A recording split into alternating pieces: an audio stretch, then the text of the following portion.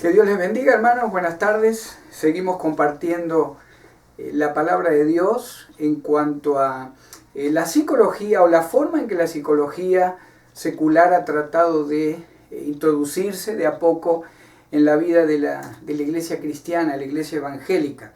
Vamos a estar compartiendo un poco esta tarde lo que se toma o se tiene como el culto a la autoestima. Desde hace unos 20-25 años ha habido un movimiento o una idea de tratar de unir lo que es la consejería bíblica a través de la autoestima de la persona. ¿Qué es la autoestima? Es la manera donde usted o yo podemos llegar supuestamente a sentirnos mejor si creemos que somos menos pecadores, si creemos que de alguna manera somos mejores en todo lo que hacemos. Ahora, la pregunta o lo que debemos hacernos, la pregunta que debemos hacernos como creyentes, ¿es realmente lo que Dios nos pide? Que nos repitamos a nosotros mismos o que creamos en nuestra mente, en nuestro corazón, que realmente somos mejores, que realmente no tenemos pecado, que realmente no hemos hecho daño a otros como tal vez lo hemos hecho. Estamos siguiendo el libro del doctor MacArthur. Es uno de los libros que estudiamos en el Summit Bible College, una de las clases que damos de consejería bíblica. Y es interesante que acá el autor dice que la psicología secular, lamentablemente, y la autoestima, y a su vez la iglesia, de alguna manera se han autoalimentado. Es interesante que todo el Nuevo Testamento, incluido la palabra del Señor Jesucristo, más las cartas de Pablo, de Pedro, siempre nos mueve la palabra de Dios a reconocer que realmente hay algo en nuestra naturaleza, en nuestro corazón, que no es bueno y que debemos nosotros tomar la decisión en Cristo de poder cambiarlo. Efesios 2.1, por ejemplo, nos dice: y Él os dio vida a vosotros cuando estabais muertos en vuestros delitos y pecados. Constantemente el apóstol Pablo, y él se incluía también, constantemente nos está haciendo ver de que lo que destruye al hombre, que lo que realmente hace que el hombre y la mujer no puedan caminar adelante una vida espiritual productiva, es el corazón del hombre, es el alma del hombre, las decisiones que el hombre toma y muchas veces lo que el hombre no quiere dejar de lado como pecado. Hay una doctrina que se conoce como la depravación total del ser humano y no significa, cuando decimos que todo varón, toda mujer que nace ¿verdad? En este mundo llega con un pecado original, crece, se desarrolla con pecado en su vida. No queremos decir, o no significa que el incrédulo no sea capaz de tener actos de benevolencia, de buena voluntad o de ayuda a los demás, de misericordia. Lo que sí la palabra nos enseña, que de alguna manera, haga lo que haga aquella persona que no tiene a Cristo Jesús, no agrada a Dios. La palabra de Dios nos dice que solamente hay un mediador entre Dios y los hombres, Jesucristo hombre. Por lo tanto, hermanos, debemos reconocer que el no redimido, la persona que no tiene todavía a Cristo como Señor y Salvador, no hay manera que puedan agradar a Dios y no hay manera de que entiendan tampoco las cosas espirituales, porque dice la palabra de Dios en 1 Corintios 2.14 que no hay manera en que el hombre natural perciba las cosas que son del Espíritu de Dios. Ahora, ¿cómo lidiamos entonces con este pecado original? ¿Cómo lidiamos con este pecado que como creyentes muchas veces, como no creyentes otras, el ser humano lleva adelante, lamentablemente muchas veces durante toda su vida?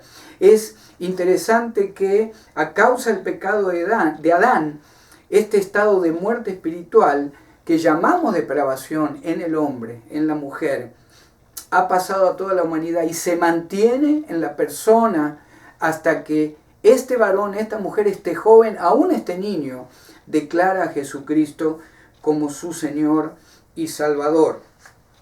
Dice acá el autor, sobre todo el pecado original, con consiguiente depravación es la razón por la que cometemos actos voluntarios pecaminosos. Y yo le voy a estar leyendo algo que escribe el doctor Lloyd Jones, y yo sé que le va a interesar. Dice este autor: ¿por qué es que el hombre siempre elige pecar?